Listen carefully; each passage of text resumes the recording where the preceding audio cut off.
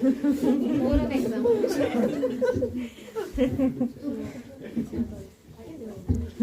You Doing the mic to her. Doing it almost the whole day.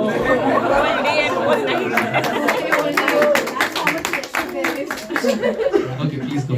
So, yeah, I think my experience overall, I'd say one is that, I would first of all like to thank you for setting that up. I mean, this is something that I personally wanted to do forever, but I don't think I ever would have picked it up and started learning these things. So thank you for that. And then second thing, what I felt was that when I did not start it, it seems very difficult that, like learning Sanskrit verses and all of that, like it'll be very complicated. And to be honest, it's been many years since I memorized something. But it felt very natural as you read, right? And somehow it feels very natural, and it's not so hard to remember. So yeah. One of the points you mentioned is we hardly memorize anything now because of the Google. Even coding also we forget the syntax. We just Google. So in that sense, our mind is free to memorize and remember things. Yeah, the other point you mentioned is in the beginning it seems daunting. Oh, look, what is this? I don't even know how to pronounce this. But as you memorize, Chakriji is also nodding, so I'm assuming he also started learning. So I highly encourage. This is a very good way to. It is mentioned. Spiritual books are not just like other physical books where you just open and read. They are personalities, and all the Acharya's mercy is there. To the extent we sincerely try, to that extent the knowledge is revealed to us, the wisdom is revealed to us. Otherwise it is just theoretical knowledge only. So when we try to memorize verses, put our effort, Krishna and all the Acharyas, they are pleased with our effort. Just as a child who's trying to stand up and walk, in the beginning they won't be able to start walking or running. So the parent being pleased with the effort, they say, okay, take my fingers. Now start walking. So we get a lot of help. Thank you. Okay, so kids.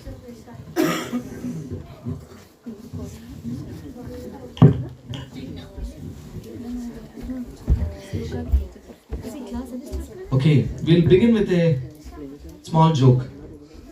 I was mentioning this in the spiritual outing context of giving. Once 4 friends went on a river excursion on a boat. As they were going, they went into the middle of the river, and as the water picked up speed, the boat got a little tossed and one of them lost balance and fell into the water. So as the friend fell, naturally the other friends thought, oh, we should help him. So they gave their hand and said, give me your hand, give me your hand. The friend who fell in the water, is still shouting, help me, help me, help me. Friend said, give me your hand, give me your hand. But one of the other friends who knew the drowning man very well, they said, he is a kanjus. He never gave anything in his life. So tell him, take my hand. So then they started shouting, take my hand, take my hand. And immediately the drowning person caught hold of the hand and somehow got saved. It's a very instructive story that giving or taking is actually just a habit. And slowly, if we practice the habit of giving, we will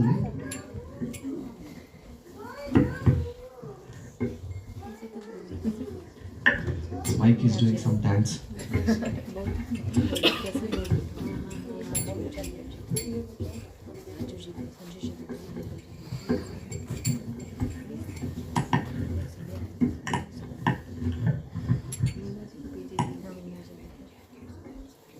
Alright, so kids, so today we're going to do 3 things.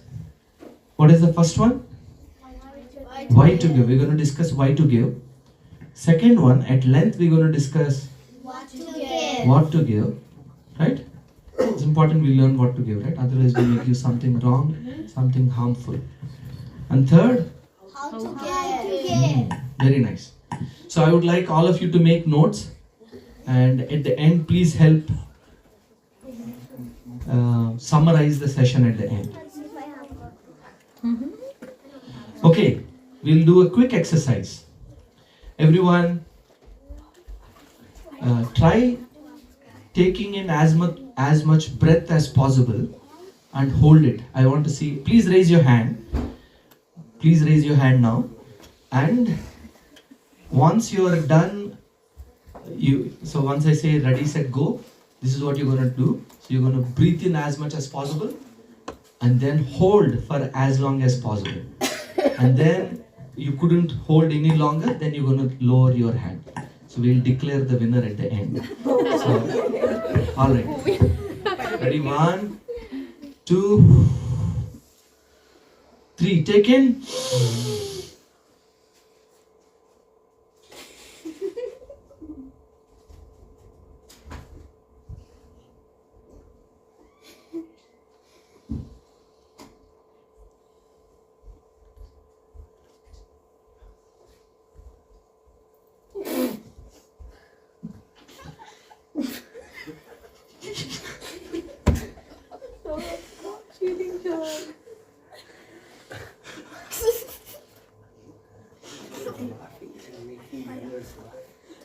You can't stop after laughing, guys.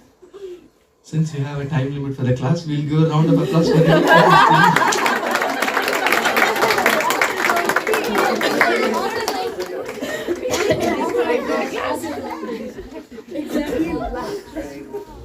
Is it difficult to hold breath for a long time? It's not.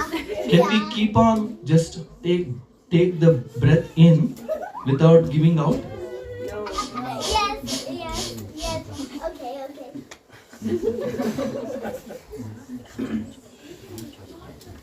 So just as we cannot just keep taking breath in without giving out, it is mentioned in life also, it is like a cycle. We take some, but we give some. Without giving, if we just take, we become puffed up in one sense. So, it is also mentioned the sure short formula for a boring life. Anyone wants to know the sure short formula for a boring life? Yes, we should know, because maybe we will end up following that without Do the knowing. opposite, guys. Learn and do the opposite. So it is said that if you live a life centered around I, me and mine, and just in a very small circle, your entire life begins and ends with I, me, mine, then life is very boring, it seems. No thrill, no excitement, nothing interesting in life. So that's why it is mentioned we should have something more than our own selves, which is possible, which is why the giving aspect comes into picture. Who wants to look beautiful? Who wants to look handsome? Those who are not raising, they think they are already.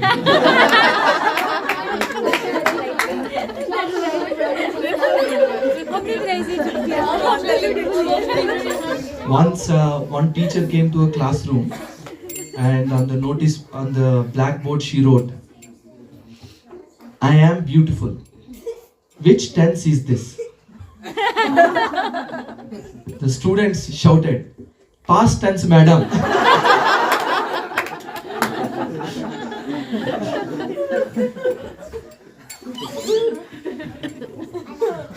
Jokes aside, Abdul Kalam, he mentioned, if you want to look handsome, give your hand to sound. So, of course, that's why I brought up this beautiful or handsome topic. But so if you want to be really handsome or beautiful for that matter, when we give our hand to some, we actually access the real beauty within. Okay, in the context of why to give, what do you see in this picture? Please shout out, I'll repeat. Ice cream. Wow. Shriyans is, no, his name is Ishan. Ishan is, wow, we got a devotee of ice cream here. We see a candle. What else do you see? Melting, sprinkles, rainbows. So the reason I put this picture, it is mentioned there are two philosophies in life. They say life is like ice cream. Eat it before it melts. Eat it before it melts. Enjoy life before it melts away. But there is another philosophy, which is life is like a candle. Ice cream also melts, candle also melts. But candle melts. But the philosophy of candle is candle melts, but give light to others before it melts away. So it's a very similar philosophy, but one is self-centered, whereas the other is centered around others actually. So you can all think, just these are all open-ended points for you to ponder about. Why should we give? I'll play a short Chinese video.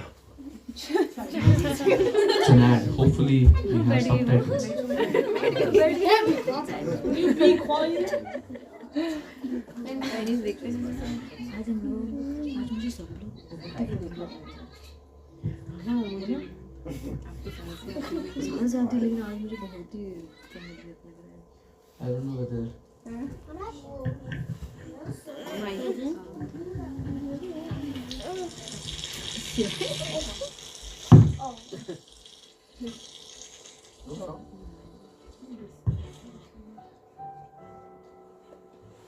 कभी अच्छा लगेगा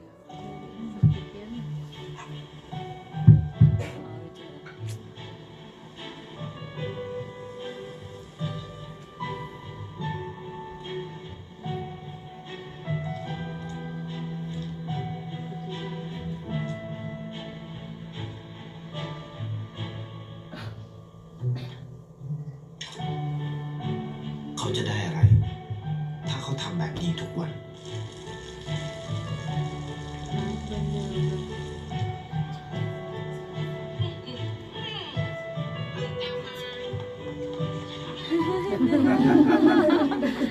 granted ले रहे हो अभी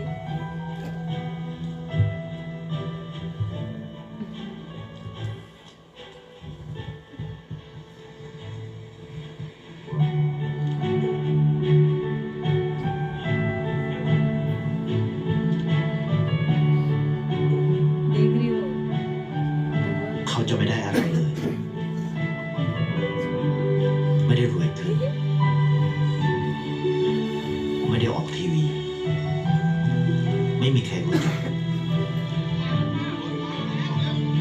ไม่ได้มีชื่อเสียงที่มากขึ้น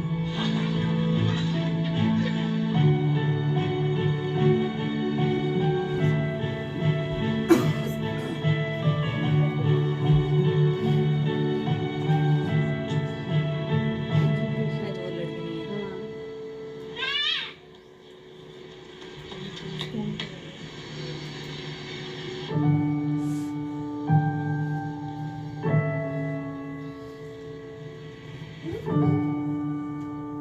เพราะสิ่งที่เขาได้ คือได้แค่ความรู้สึก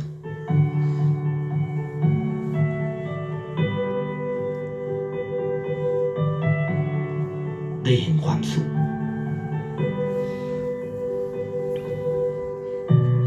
ได้เข้าใจ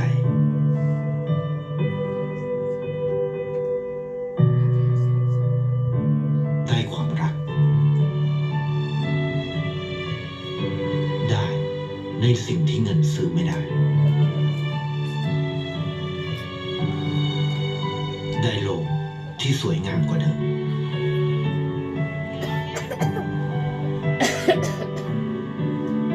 ในชีวิตคุณ อะไรคือสิ่งที่คุณต้องการมากที่สุด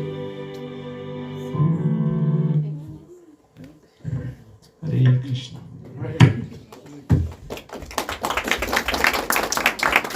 Round of applause to the Chinese ad agency. Okay, so that's our small segment about why to give. I think many of us are probably already convinced the life of giving is more exciting, adventurous, thrilling. There is what we can take is very limited. How much can we consume? Very limited. You eat little more gulab jamuns, you get diabetes. More food, you get obesity. So many problems. But giving, no problem. Nobody becomes poor by giving. So, but the very important question, which is what we're going to spend most of our time, is what to give. Kids, so this section is going to be challenging for you because we're going to cover a lot. We will begin with few verses. This comes from the 5th chapter of the Bhagavad Gita. I'll just read the verse and then we'll read the translation. Labhante Brahma Nirvanam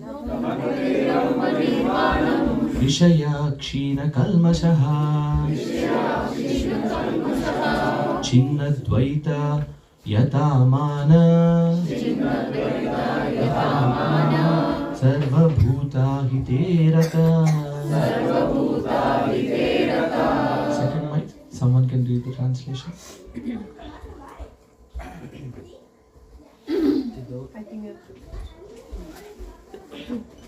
To those who are beyond the dualities that arise from doubts, whose minds are engaged within, who are always busy working for the welfare of all living beings, and who are free from all sins, achieve liberation in the Supreme.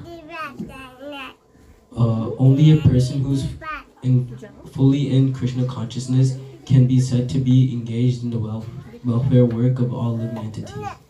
Okay. By the way, the kids classes I think have begun. So in case if any of the kids are interested to go in there, they can go.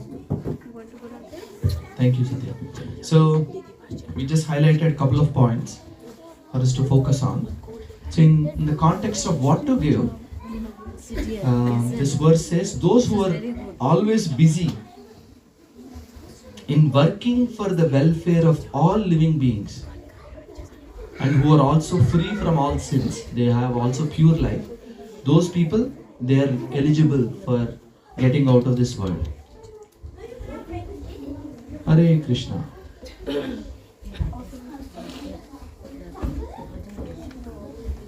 We will let the kids settle down.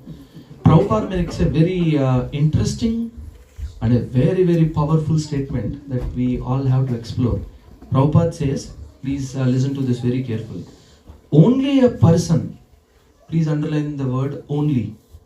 Only a person who is fully in Krishna consciousness can be said to be engaged in welfare work for all living entities. Prabhupada in simple terms is saying, those who are devotees only they are doing welfare work. Everybody else is not doing welfare work. Very strong statement.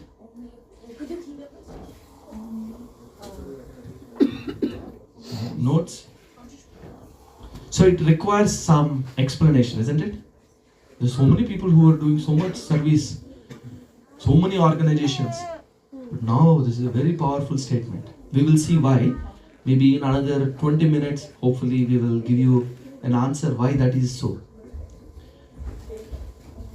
Okay, so we will begin with charity in 3 modes. Who can read?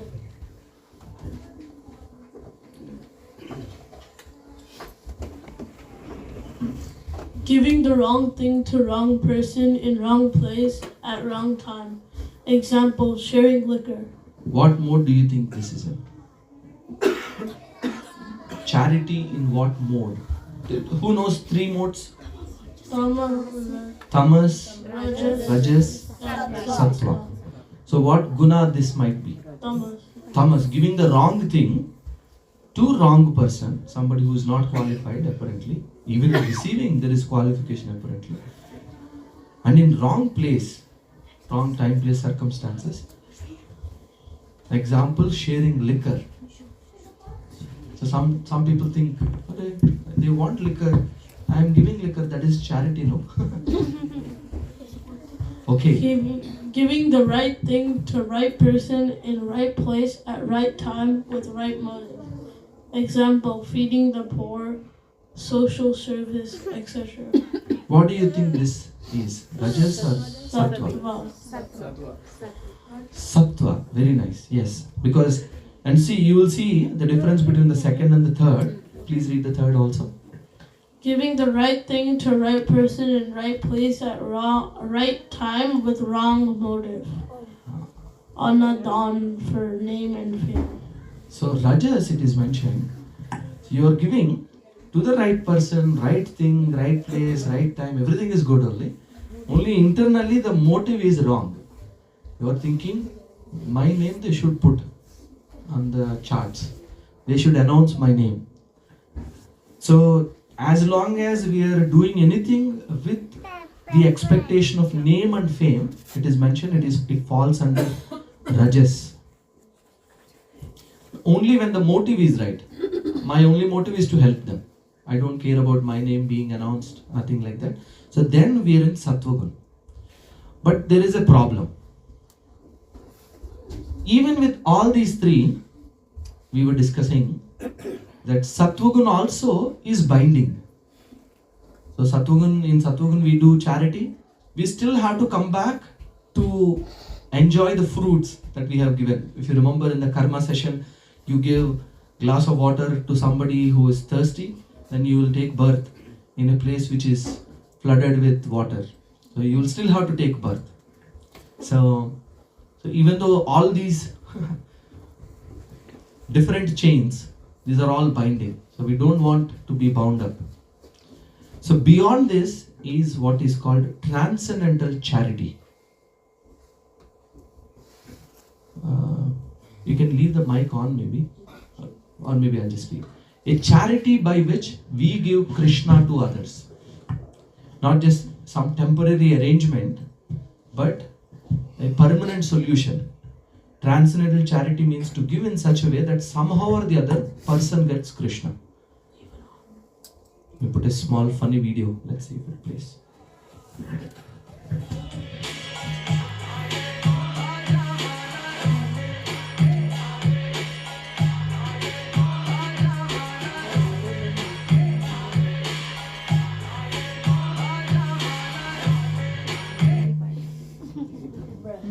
So that is before and after Bhagavad Gita. So of course, naturally the question is,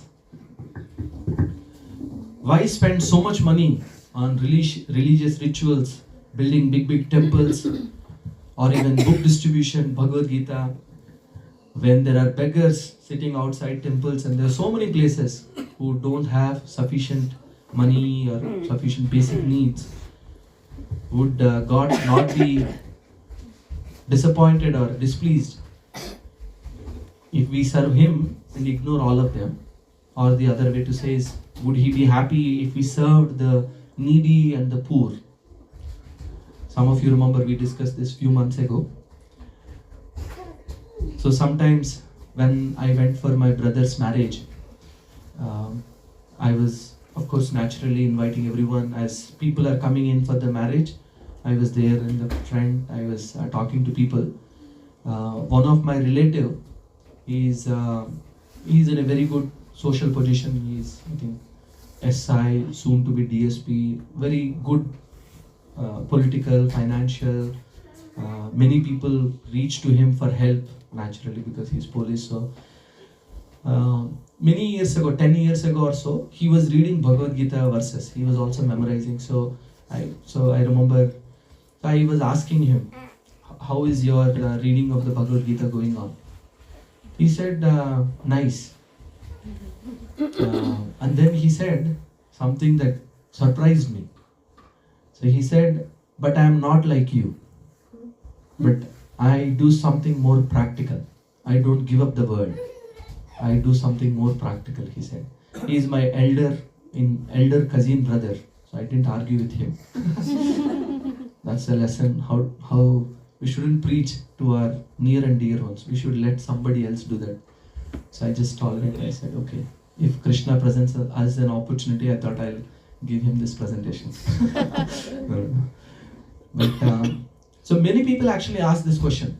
These devotees, they're chanting, dancing, running here and there. But why don't they do something practical? There's so many problems in this world, why don't they do something practical? Srila Prabhupada, when he met his spiritual master, he was also saying like this to represent all of us. And his spiritual teacher told him something very beautiful. He said, Prabhupada first said, this is 1920. As soon as Prabhupada went to meet his spiritual master, Bhaktisiddhanta Saraswati, soon to be, he thought all sadhus are cheaters only. That's what Prabhupada was thinking, and he went anyway. And he went and offered obeisances, and as he was getting up, Bhaktisiddhanta Saraswati, the spiritual master of Prabhupada, he told him, you look like a young man who knows English. Why don't you preach the glories of Bhagavad Gita all over the world? Can you imagine somebody coming to meet a sadhu and the sadhu is giving him a lifetime instruction? So Prabhupada said in a humble way, who will hear the message of the Bhagavad Gita, which is from India, when India is itself under the subjugation of British? But Bhaktisiddhanta, he said, these political situations will always be there. But this message is so urgent that people are suffering due to the lack of this knowledge. So we must somehow or the other give out this message. So if you notice, if you think very deeply, people don't know who they are. Gross misunderstanding that I am this body. Most of the problems in this world, people think I am American, I am white or black, and they fight. Based on that misidentification, people fight. People think I am man, I am woman, so many equality fights like that. But if we can understand who we really are, many of these fights will go away. And if we can understand why this world exists, such a complex world, our body itself is very complex, world is much more complex. Why did God take so much pain in creating this world? What is the purpose of my existence? Who is God? How does He look like? Do I have a relationship with Him? And when we understand answers to all of these questions, then Bhaktisiddhanta Saraswati also in essence was mentioning all the problems and temporary situations that we have in the world right now will automatically be resolved. Once I remember one of the disciples of Prabhupada, his name is Bhakti Tirtha Swami. He was in one of South African countries, and the government was unable to resolve so many issues locally. People were fighting this gang, that gang. So they came to ISKCON for help. So the defense minister of the country came to the ISKCON temple and he said, I want to hear if you are able to solve this problem. So Bhakti Tirtha Swami, he took the defense minister, he said, first let's take a tour of our temple. And as he was going, he was introducing him, the defense minister, to different people, saying he is defense minister of our country. This person is from America, this person is from London, this person is from India, this person is so and so. And then at the end of the trip, Bhakti Tirtha Swami mentioned that as you can see, all these people are from different cultural backgrounds, different countries, but they are so lovingly and cooperatively working together. And this is only possible when we understand the underlying, the most fundamental nature of us, that which is we are spiritual. And we are all struggling souls in the material world, and all of us are trying to find happiness, but we are trying to find happiness in the wrong place. And as soon as I see others like that, oh, he may have some conditioning, but he is also a struggling soul like me. Oh, she is also a struggling soul like me. So I will be able to empathize and connect and help each other. So eventually, of course, Bhakti Tirtha Swami helped the government, and the crime rate over the next 5 years, it is mentioned there, was record low. And many devotees, many people became devotees. I think Nairobi, Kenya's capital is Nairobi, right? Yeah, I think this happened in Kenya. So it is mentioned people can live without food for a month, People can live without water probably for a week. People can live without sleep for maybe few days. People can live without air, as we were exercising earlier, maybe for a few minutes, I maybe live without air for 5 entire minutes. 5 entire minutes. Yeah, there is a world record for that also. But it is mentioned, people cannot live even a moment without hope. You see so many people committing suicide. It is mentioned every 40 seconds in America alone. Every 40 seconds, one person commits suicide. Strange, right? Most developed country, most educated, most luxurious. So if we want to help, having passion is not enough. Yes, I want to help others. Yes, I want to help others. But with passion, it is mentioned, you also need the compass of knowledge. You need to know what will help, what will not help. Let's say you're walking down the street. Somebody has a heart attack and falls down on the floor.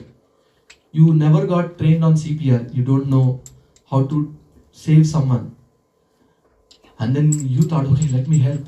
Even though you may have the right intention, because you don't have the proper knowledge, whatever you do may actually turn out to be harmful to that person.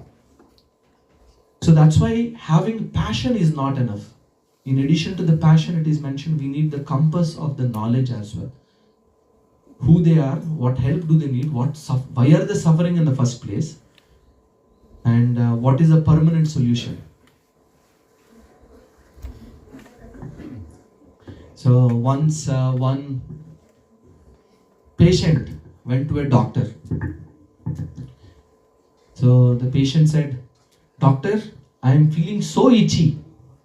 I am feeling so itchy that scratching, all my nails are grinding down. I don't have any more nails also, please see." Doctor said, "Okay." And he wrote a medicine and gave her. She took the medicine for 1 week and came back. "Doctor, I am still feeling very itchy. But somehow this time my nails are not grinding down." Doctor said, "I gave medicine for the nails only." So this treatment, even though helpful, it only solves the problem temporarily. So this type of temporary treatment, we are not interested.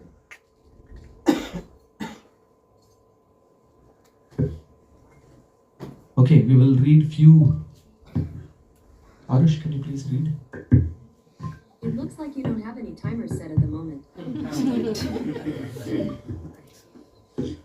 Just as we change our coat every day, the soul changes its body after death. Thus, the body is like a coat for the soul. Feeding food, supplying clothes, providing medicines, etc. may be good for the body, but they hardly benefit the soul. Doing these services for the body without providing for the needs of the soul is like saving the golden coat of the man while letting him drown. Let us not save the coats and let the souls drown. Prabhupada gives this through. Okay, round of applause for Prabhupada. Very emphatically declares. So let's say a person is drowning in a river or a lake. You see that, and so another person who knows swimming, he jumped, got the coat of the drowning man. I saved him. What would we think? Thoda gadbad hai. Some crazy person we will think. So similarly, in this world, because this body is a coat. This body, we have changed many bodies in the past, and we will continue to do so in the future also. So as long as the compassion is directed towards only the body, it's like saving the jacket of a drowning man only. It may be golden. Oh, Prabhupada says golden coat. Not ordinary coat, it looks shiny and important. But golden coat has no importance if the person is drowning. Okay, what else? Sharath, maybe you can read this. So this second problem of our existence. We have to find out a way how the unclean hearts of suffering people can be cleansed. Unclean heart is that heart where lust, anger, and greed dominate a person's speech, behavior, and activities. These viruses can be easily cleansed by the chanting of Lord's name. Hare Krishna, Krishna Krishna, Hare Hare, Hare Rama, Rama Rama, Hare Hare. Whether one is a beggar or a billionaire, one who has not cleaned his heart will indulge in sinful activities and create fresh bad karma, bringing forth suffering. There are two important points in this. Who can tell me what are any important point you got from this? Please rise and we'll get you the mic. Chance for the adults to speak. We can cleanse. Okay, mic to Sudhirji.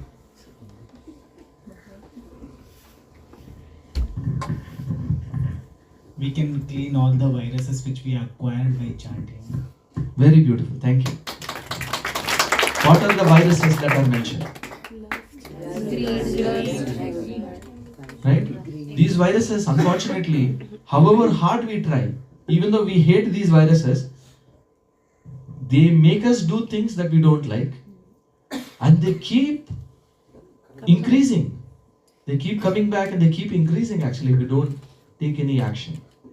Okay, very nice.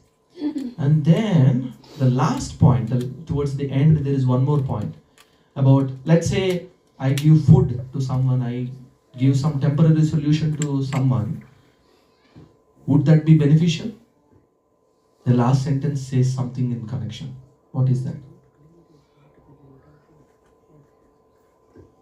Okay, Kovi? It creates a fresh bad karma, bringing forth suffering. So even though we give some temporary solution, we give him food, clothing, shelter, whatever it is, because it is in his nature to do bad karma again. So let's say you give money to someone. You think, this person is suffering, okay, let me give money to him. But if he is addicted to smoking and drinking, for example, do you think just because you gave him money, he'll think, acha aadmi hai, so I should also become a good soul? So do you think he'll give up his bad habits and start a fresh life? We hope, but unfortunately, almost I think maybe 99.999% of the cases, it never happens like that. Because even us, with so many positive environment around, it is difficult to say no to the viruses of our heart. But for them, the environment, their conditioning is so strong that they will do bad karma and create fresh suffering. So this time you are there to feed him or give money, but in another 10 days he will be back to square zero, square one rather.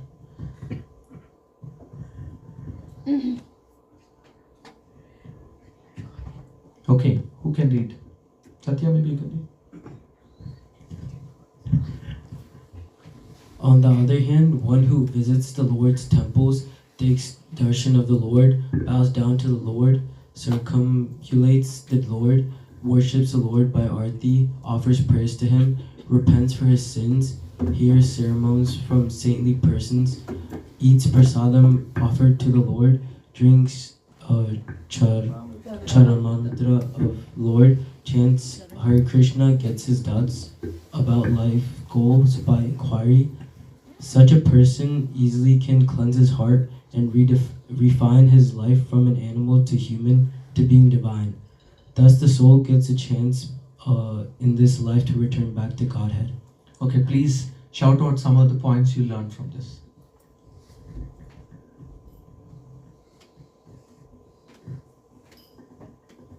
Anyone? Any point from this? Talks about a lot of tools that Mic to her. It talks about all the tools that one can use to cleanse his heart, like visits temple, takes darshan, bows down to Lord. So, Very nice, thank you. So as it is mentioned, Krishna is supremely pure. Whoever comes in contact with the Supreme, naturally becomes cleansed. As simple as that. And of course, there is a deeper science also which can be explained. Maybe we'll do that later. But it is perceivable even to us. When we go to temple, we feel some positive vibration, even though it's difficult to explain for us. And every time we go take the association of saintly people and focused on spiritual discussions, you come back more motivated. You have some energy to say no to these viruses of the mind, right? So it's we can understand. We all have the experience. So it is mentioned from animal to human to divine. So actually only animals cannot control their senses. Humans, we have the power to control our senses. If we train, we will have the power to control our senses. So then we will become human. And then we are able to engage those senses in service of humanity and divinity. Then we become divine.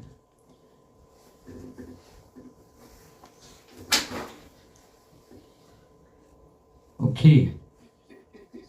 I think we discussed about this story sometime in the past. Okay, we'll give kids a chance. Very quickly, we will just read this story. This is a story of Srila Prabhupada when he was in Pune. Okay, I think I see everything is here. Can someone please start reading? Maybe he can read.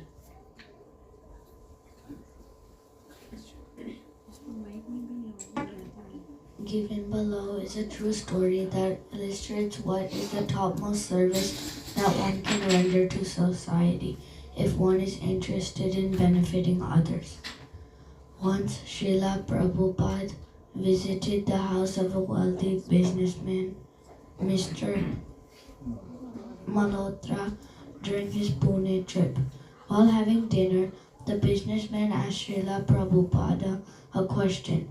Please do not mistake me, but why does ISKCON not feed the poor instead of just worshipping God? Very pertinent question. We did a drama on this. Yes. Few months ago we did a drama on this. Kovi can read. Please be quick. Srila Prabhupada replied with a story. Suppose you go to the north to meet your close friend, the richest man of India, say Mr. Tata or Birla. You stay with him, eat with him, chat with him, relax with him, and after a couple of weeks you return to Pune. Continue. And while going in your car to Pune one day, you happen to see the son of Tata wandering on the streets like a vagabond with clothes tattered and hair disheveled. What will you do? You may just feel sorry for his plight or go away. And go away. Or you may give him a plate of food and go away. Or you may take out a 500 rupee note and offer it to him in donation and go away. So, Prabhupada is mentioning some of the options you may take. You may say, oh, such a poor soul. But okay, I'm busy, so I'll go. Or you may say, you may take some time out from your busy schedule and say, please, he's going to die, so let me buy him a plate of food. And then say, alright, now he's okay. I will go now. Or he's saying, but what about he'll eat now, but tomorrow also he needs food again. Okay, alright, I'll give him 500. So for 1 week he's taken care. And you may go away.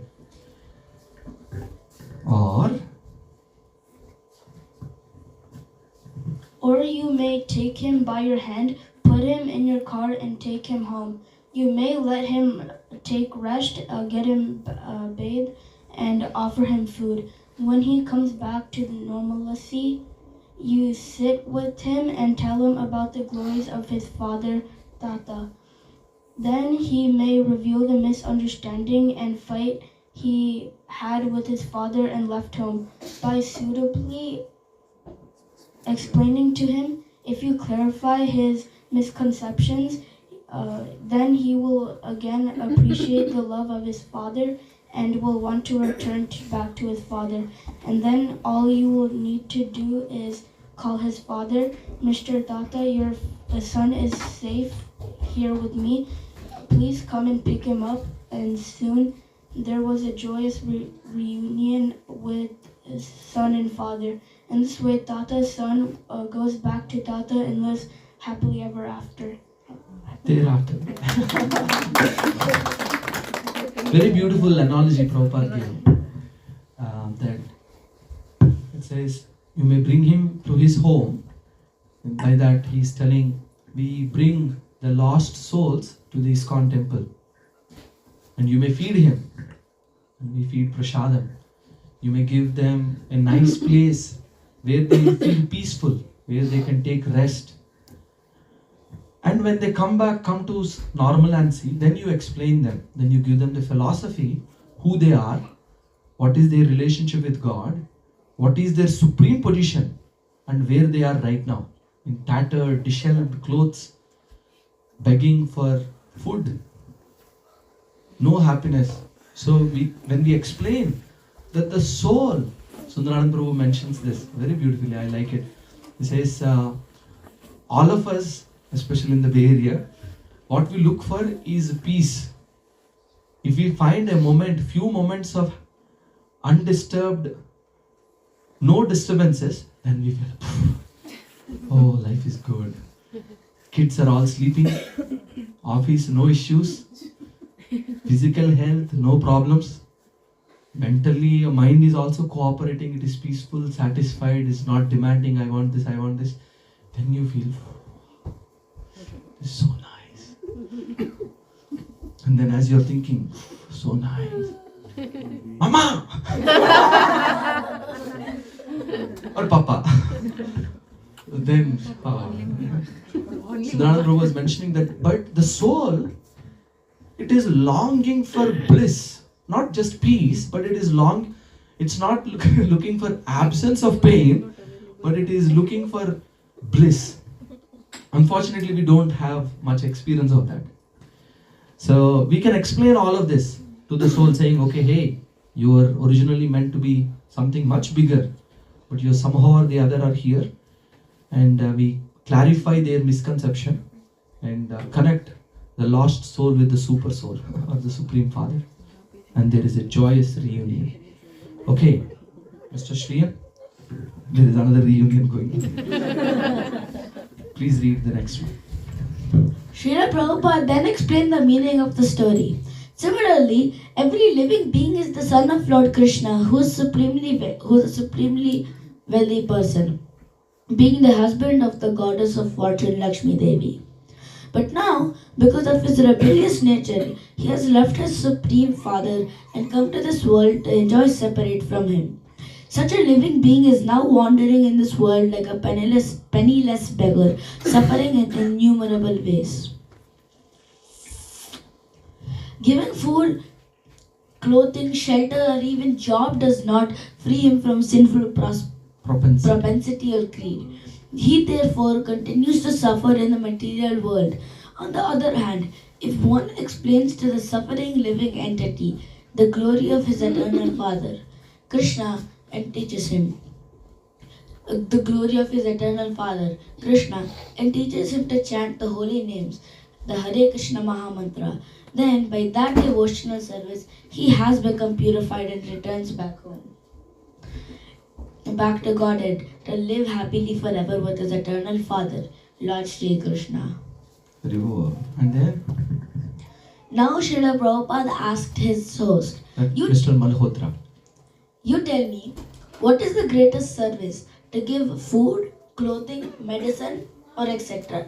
Or to take a lost son back to his millionaire father? Immediately, Mr. Malhotra agreed. A devotee who takes the living entity back home, back to Godhead, is the greatest well-wisher of everyone, and he is undoubtedly the greatest welfare worker. Because once the soul goes back to the Lord, then all his needs will be automatically fulfilled. Haribo.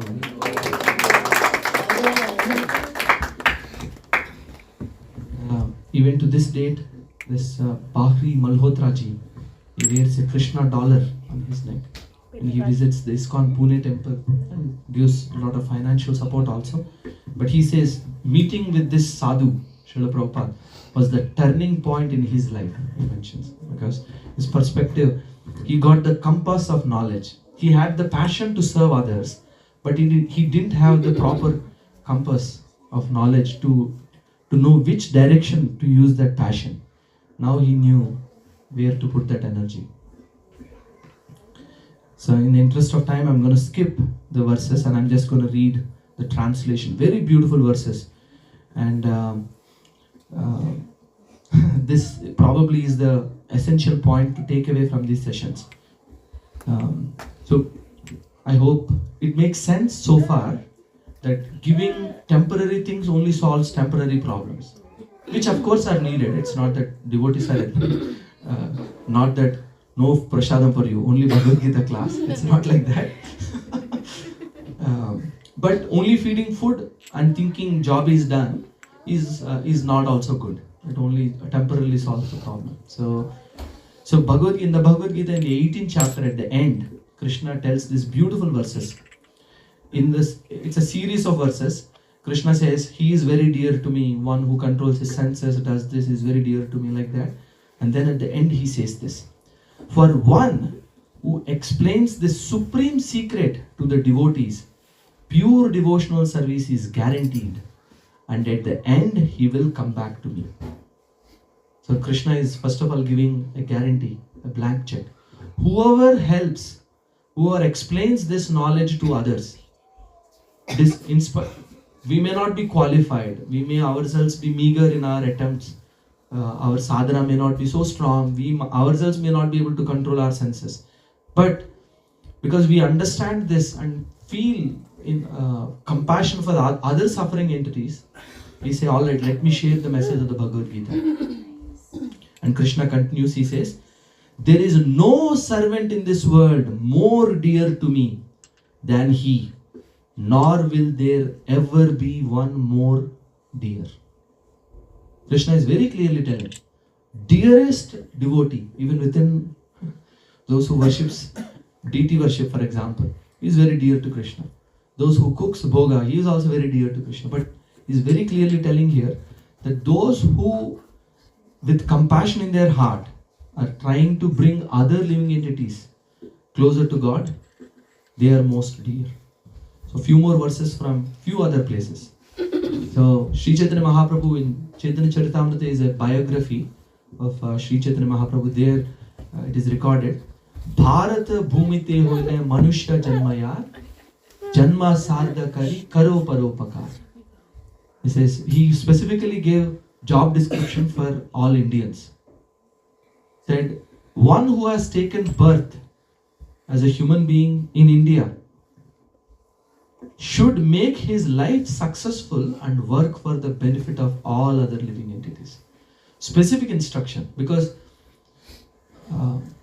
spiritual knowledge has been revealed in so many places, but when one studies scrutinizingly, you will very clearly see the Vedic knowledge is very vast, is most encompassing. It gives very refined philosophical points are also very clearly explained.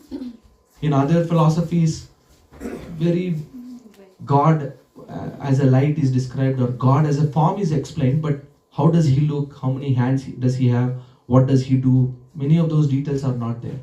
We are very fortunate, it's not that we are great, but we are very fortunate to be born in India. So we should not only think about I, me, mine, we should think about how to live our lives to give.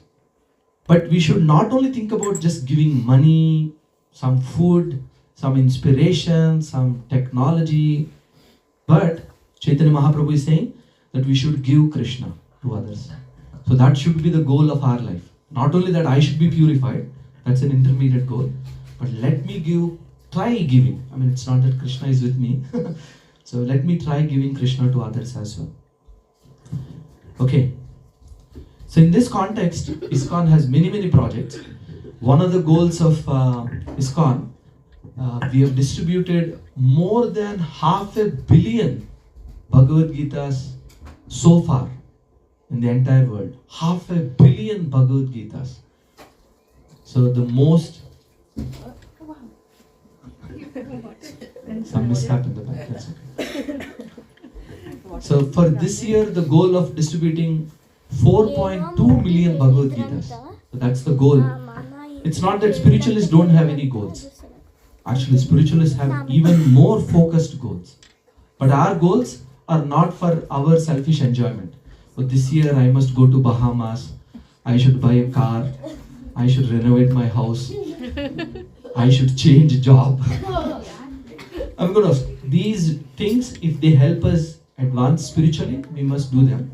But those are not the goals we should aspire for. So we can, so it is mentioned that Gideon Bible, they distribute 76 million Bibles every year. So we have a friendly competition here. We appreciate what they're doing. They're doing a great job. Our parampara is Sanatan. We had a great head start. But unfortunately, we are lingering in single-digit numbers. So there is a friendly competition. And so we are trying our best to come up. So we seek the help of all of you. So we request, so today we will have some book packing. I don't know whether it's already going on or will be done later. So we will have one case of Bhagavad Gita for each of you. So it's 16 Bhagavad Gitas in one case. We will do the book packing later. Okay. And then so we humbly request each family takes one case at least. More is welcome. We have few ideas.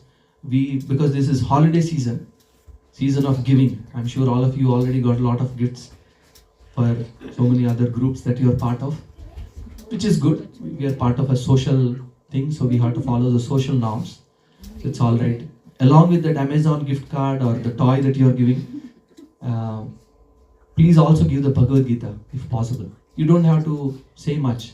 People, especially Indians, they appreciate the Bhagavad Gita.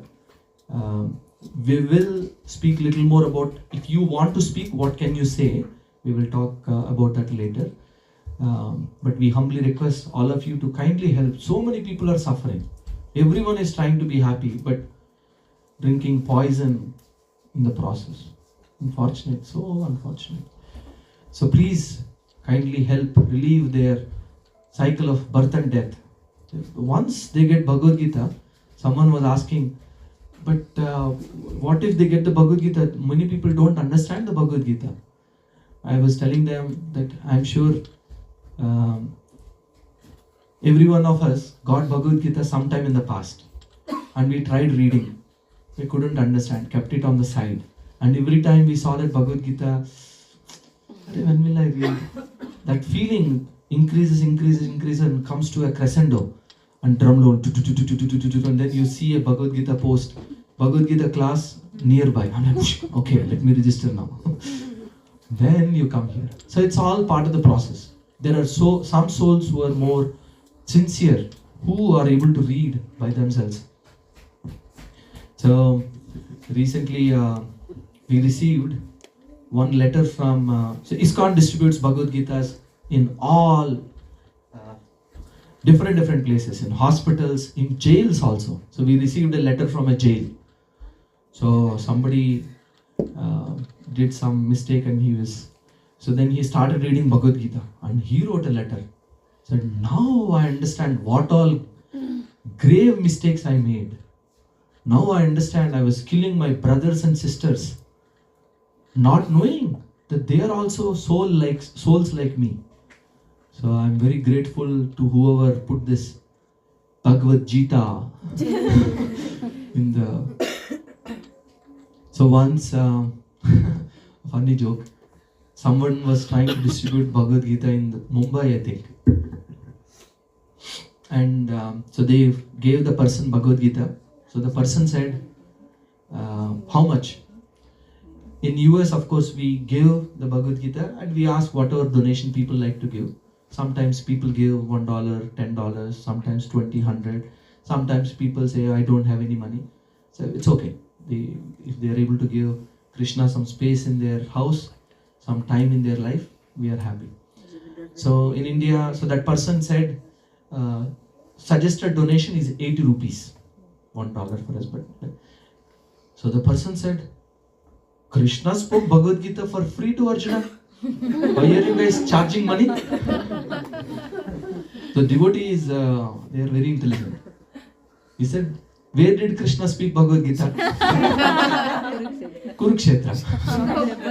So transportation charges is 80 rupees. Please give. This book distribution is amazing actually. It is purifying to the person who is doing it, because when you go out, all of us have a mask. We think I am a software engineer, PhD, manager in an MNC, earning $500,000 with stocks included. 10 people report to me, 100 people report to me. I have 3 houses in Bay Area. So like that, people, unfortunately, Kunti Devi says, Janmaishwarya Shuta Sheve Edamano Madapuma Naivarhati Abhidhatum Vai Tvam Kinchana Gocharam. So Kunti Devi says there are 6 things because of which we have some pride in our heart. So we will not be able to call out to Krishna feelingly. So similarly, so when we go out for distribution of Bhagavad Gita, and we please take this Bhagavad Gita, it requires a great amount of humility, and we will develop that humility. And when people say no, every time people say no, it's like a tapat. And our false ego gets reduced and reduced and reduced. And we will be able to understand what the acharyas have done. People who are helping advance in devotional life, we will understand their pain now. Arre, I used to speak like this only to this person. Wow, now I feel their pain. So it's a great purification. Trying to help others is not easy. Those who we are trying to help don't want your help. You will realize are most ungrateful. Unfortunately, living entities in this world are like that. Not at all grateful. So you'll see this practically. Then you'll appreciate it. Then your gratitude will increase. And we will be able to take advantage of everything that's accessible to us. But not only that. So there is a very powerful story. I read this many years ago. Once one doctor from Burma was visiting New York. A doctor. He is not Hindu by birth, not Indian by birth. So some other. So he came and devotees were distributing back to Godhead, some spiritual book of Srila Prabhupada from ISKCON. So the person saw it, said, I am not interested in this, but my friend back home in Burma, he is a Hindu. So maybe I can give this as a gift to him. So he gave a small donation, he took the book and brought it back with him to Burma. So this is in 1970s. And so he gave this gift to his Hindu friend, who is also a lawyer, I think, by profession. This person is a doctor, the other one is a lawyer, I think.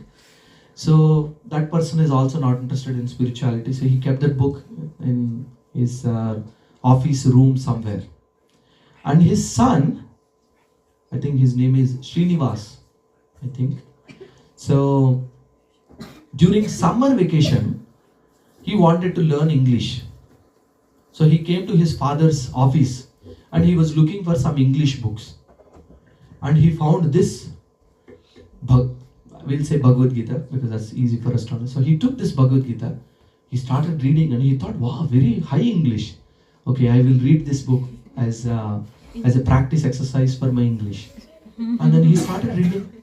Every day he would come in the morning. As long as his father was there, he would also start reading. And soon and slowly, within a few weeks, he forgot English and the philosophy took over him. And he was so fascinated. At the end of the book, he saw an address back in LA, even though the book was distributed in New York. He saw an address of LA ISKCON temple. And he said, if you want more books from ISKCON, you please write to us to this address. So he wrote a letter from Burma he wrote a letter. Can you please let me know how to get more of these books? I am interested. So he sent, and after a month or so, there is a person waiting in his corridor as he came back home. And the person's name is Imapati Das, Imapati Prabhu. So he asked, hey, how do you know? And then he said, you sent this letter to LA? I live in Indonesia. Imapati Prabhu lived in Indonesia. So they sent me that letter and they asked me to go and meet you. So from Indonesia to Burma, it's about 6 hours of drive, it seems. So that devotee never met this Srinivas before in his life.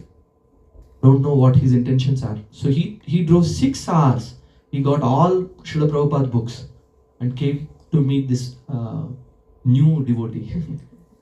And they spoke for a long time. For the entire day, they spoke and spoke and spoke. And Srinivas got all the books that Srila Prabhupada translated. And in over the next 10 years, he became so convinced, this Srinivas, he eventually took what we call a spiritual initiation, which is a formal way of committing our life. This will be baptizing. Everybody here, Hindus, so probably can't understand baptizing much. So, and he helped start 12 ISKCON temples with thousands of devotees now in Burma. All of that began from one book that was distributed, printed in LA, distributed in New York to a doctor who never read it, who gifted it to a friend in Burma who never read it. His son, with an intention to learn English, started reading it. And that one single book is the reason for the ISKCON movement as it stands today in entire Burma. So that's the glory of book distribution. If we are all somehow or the other an instrument in that process, right? I mean, imagine you being one of them. We also have a personal story. Recently we went for my brother's marriage. So this is his marriage pic. All of you please kindly bless him and pray that they have good Krishna conscious married life. Both. So these, you will see all of them are wearing tilak. Anyone is able to see? So many of my devotee friends here, they were asking, oh, they are all devotees? So this is amazing actually. So when in 2016 I think or 17, I forgot, we were visiting India, and then one of my cousin brother-in-law, he came to us, and as usual devotees, any person comes, they first ask how people are, and as soon as the basic things are done, then we open Krishna consciousness. So then I spoke to him about how it's important also to have a spiritual dimension. So we gifted him one Bhagavad Gita. So he took the Bhagavad Gita with him and went home. And I left to US. After a month, he came back again for some other work. And he met his mom, my mom. And he said, I am not able to follow this Bhagavad Gita. She said, okay, you take this chanting bag and start chanting. And he took, after a few months, he came back and said, but I'm not able to focus. So somehow, by that time, there is a Prabhuji who was giving classes at our home. So they requested him also to come to their hometown. It was 3 hours drive for him. And he would go once in a week, 3 hours, this Prabhuji on a bike. And they started Gita classes there. And slowly, 20 people came. Then it turned into 50 people. Then it turned into 100. Now there are about 200 devotees in that village who are all devotees, who are all chanting 16 rounds of Hare Krishna Maha Mantra. 16 rounds means 16 times 108 mantras every day. And on Ekadashi, they chant 32 rounds. In villages, it's amazing actually. People are so sattvic. They don't have so many distractions and disturbances. So that one Bhagavad Gita, so one of the families who became devotees, is the bride of my brother. So that's how my brother got married, because of that one Bhagavad Gita. So all glories to that Bhagavad Gita.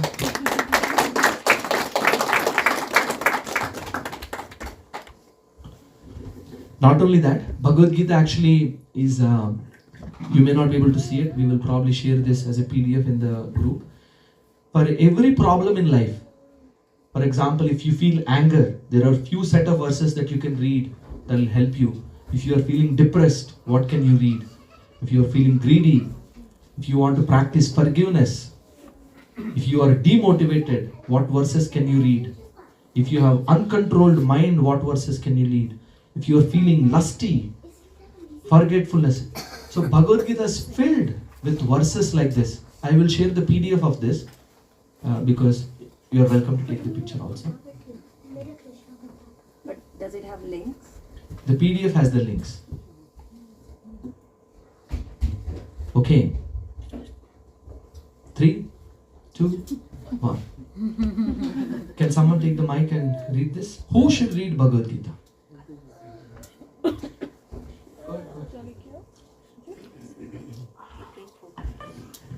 Who should read the Bhagavad Gita? The young, to learn how to live. The old, to know how to die. The ignorant for wisdom. The learned for humility. The rich for compassion. The dreamer for enchantment. The practical for counsel. The weak for strength. The strong for direction. The humble for exaltation, the weary for rest, the troubled for peace, the doubting for assurance, the sinner for salvation, the seeker for moksha, the human for guidance. Very nice, thank you. Many a times people ask, why do you build such big temples? Spending so much money, why don't you give to poor people like that? Similar argument that we were discussing. It is mentioned, it used to be, the temple was the biggest building in the entire town or village. Everyone would wake up in the morning and see it and remember that the goal of my life is that. People would understand. In my village still, even today, of course we now moved from my original village to ISKCON temple village. So we literally have ISKCON temple next to us. Every day in the morning at 4:30 we hear Mangalarti now. But in the village that I was born in, at 5:30 every day they play Bhagavad Gita only. Ghantasala, there is a very famous personality who sang. So every day morning, even your bed you can hear. So that was the culture. And temple was not just a place where people would go break coconut and come back. I used to have this, my mom would tell me, you're supposed to sit down in the temple. So we would go, break coconut, just literally 1 second, sit up and then run to school. That's what we used to do.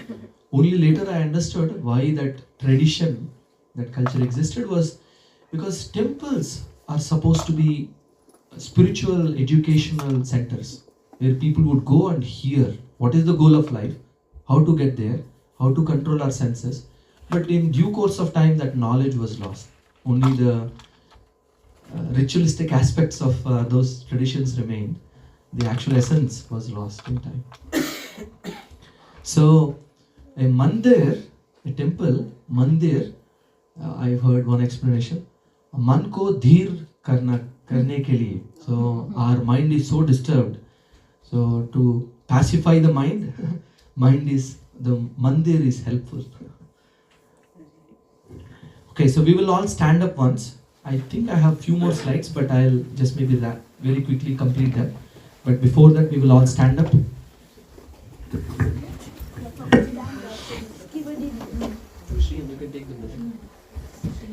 So we will do Gauranga Nityananda stretch.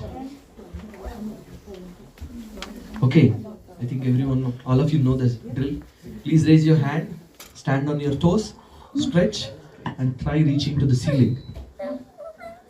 Gauranga! Gauranga! Nityananda. Nityananda. Gauranga. Nityananda. Gauranga. Nityananda. Gauranga. Nityananda. Gauranga. Nityananda. Gauranga. Nityananda. Gauranga. Nityananda. Gauranga. Nityananda. Gauranga. Nityananda. Gauranga. Nityananda. Gauranga. Nityananda. Gauranga. Nityananda. Gauranga. Nityananda. Gauranga. Nityananda. Gauranga. Nityananda. Gauranga. Nityananda. Gauranga. Nityananda. Gauranga. Nityananda. Gauranga.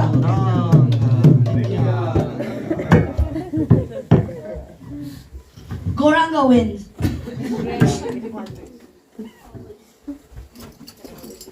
Okay, we'll very quickly wrap up the rest. I was planning to cover a few more things, but I'll just give the essence only. Giving is a science. So it's not that we can just keep giving without proper nourishment. So our life is compared to a tree. So a tree has three important parts. There is crown, which represents our contribution to the world, our achievement, our gadgets, our money, our prestige, fame.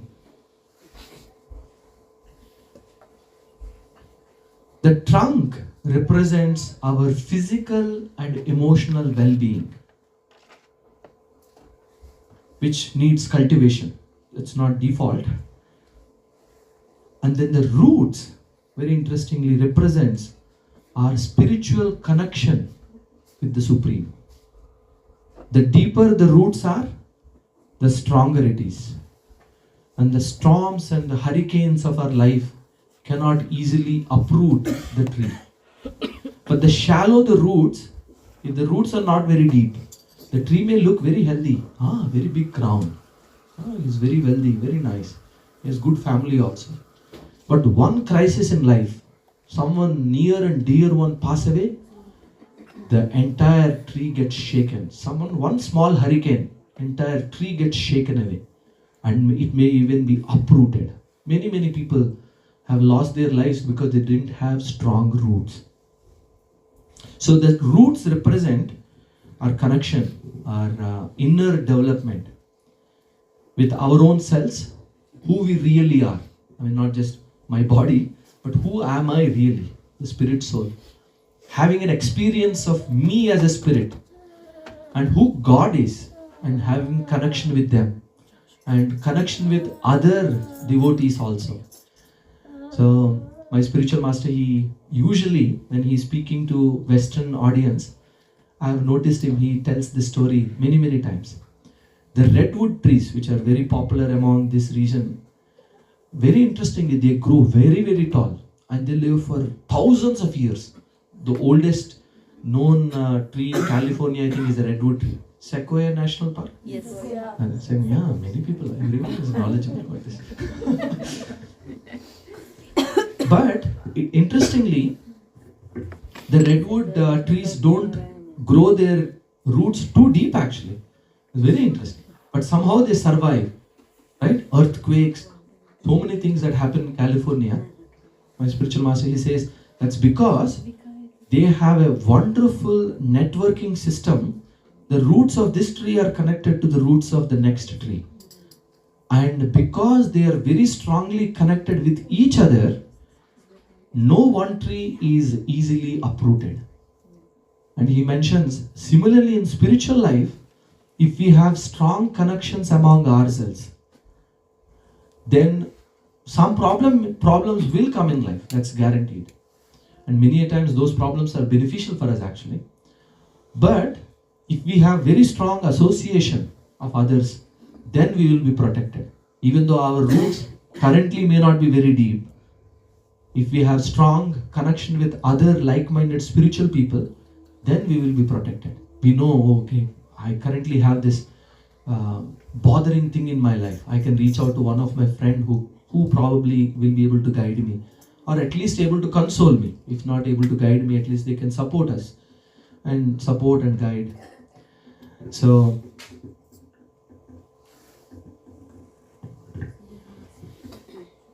It's very interesting. On an aeroplane, when you get on, they make some announcements about seat belt, all that.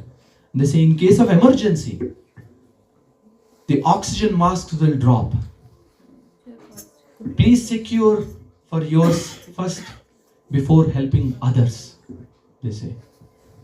Someone may think, Hare, this is height of selfishness on the heights. This is the heights of selfishness. But there is a very deep science in this actually. We cannot, unless we feel loved, we cannot give love to others. Unless we feel inspiration, we cannot give inspiration to others. Unless we feel a very strong sense of compassion, we cannot inspire others to be compassionate. Unless we have resources, we cannot give those resources out.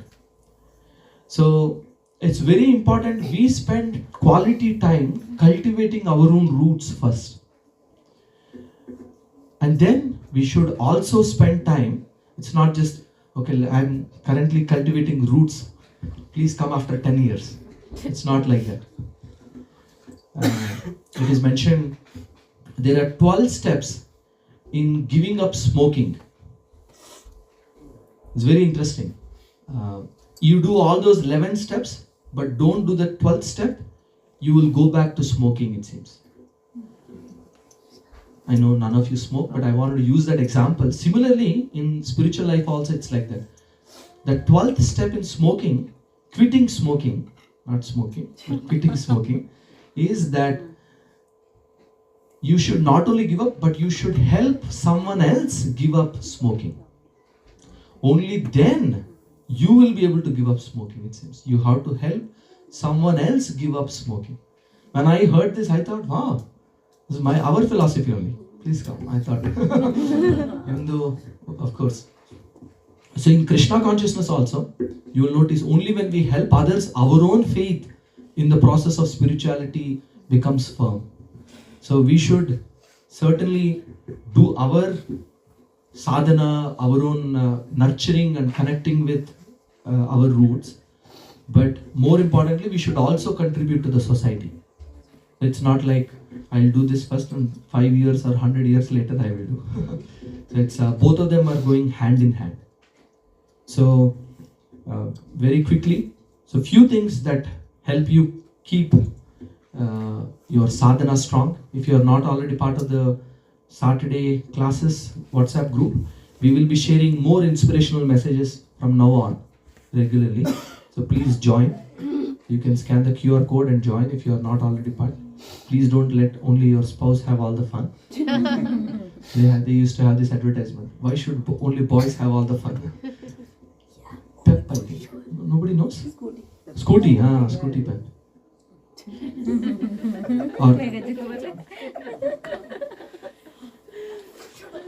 Okay, we also want to announce this. Some of you may not, maybe may have heard about this.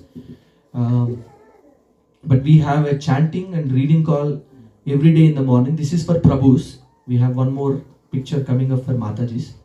So every day in the morning, so you can join now and start preparing actually. So from New Year, we're going to have a big push. Beginning of the New Year, everybody makes resolutions. So we're going to align everything. So please join the group. So please think about how you can organize your lives. Because we understand this is the most important thing. And without strengthening my roots, whatever I do, I may have a very nice crown for now, but all it takes is a couple of hurricanes.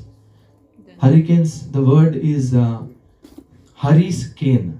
Lord Hari, all he has to do, and that's it, your life is gone.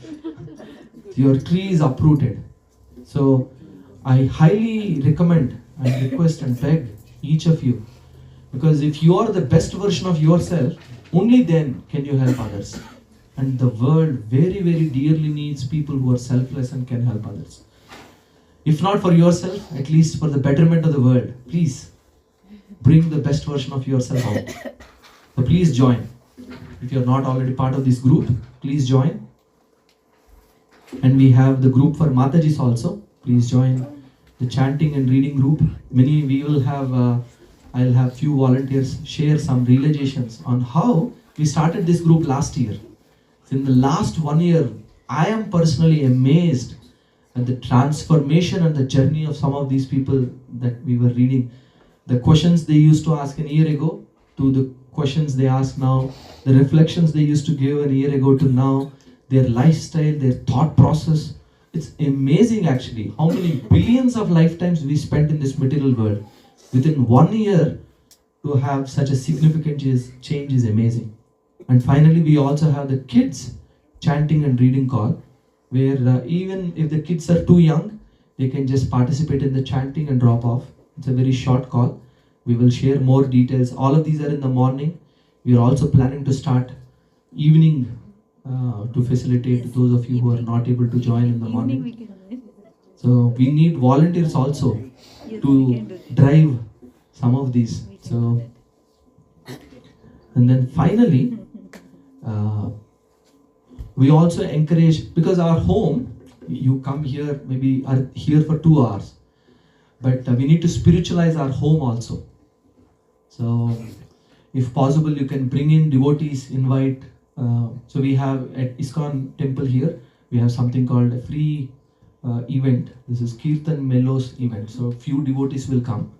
So you please mention we are from Shyam Jagannath Prabhu's classes. So you can invite all of us, or if you think too big, then you can invite selectively.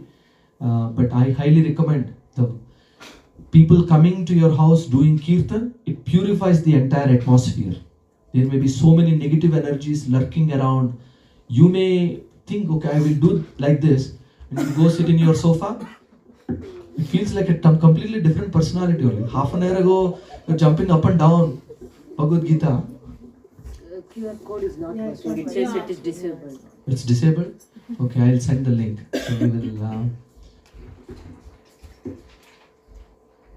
Okay, and then finally, see, here are some of the ways. We are not doing fundraising. Whatever it is mentioned as Grihasthas, one of the most important things that we should all do is donate our hard-earned money. By doing so, the money gets purified. And the other 3 ashrams, brahmacharis, they are not supposed to work. Sannyasis and vanaprasthas, they are also not supposed to work actually. So Grihastha ashram is the one who is supposed to financially support the others. And as we were discussing, of course, not just money, we need people, intelligent people, and Bay Area is filled with so many entrepreneurial people who became engineers, unfortunately. So you can use creative ways to help. Creative ways you can help others. And we really need, the world needs people who are organized, intelligent, motivated, and with the compass of knowledge, with proper knowledge, people who are like that. So we need your wealth, intelligence, time, and energy, whatever you are able to give. So you can give to these. There are many projects like this. Here I just listed some. Motal Gita, I think every year, I think last year we distributed around 60,000 Bhagavad Gitas. So they go into motels. So you go to any motel, you pull out the drawer, you'll find Bible. So now, friendly competition. We want to have Bhagavad Gita also next to it. So there is a story of how one person booked a hotel room wanting to commit suicide. He tied the fan, I don't know which motel and all that, but ready to commit suicide. And he wanted to move one table. As he was moving the table, as he did like this, the drawer got opened. And he saw Bhagavad Gita. He thought, wow, very interesting. I never saw this orange book. He took it out. And then he flipped around and he saw Henry David Thoreau, Mahatma Gandhi. Wow, Beatles, so many people read. And then he started reading bits and pieces here.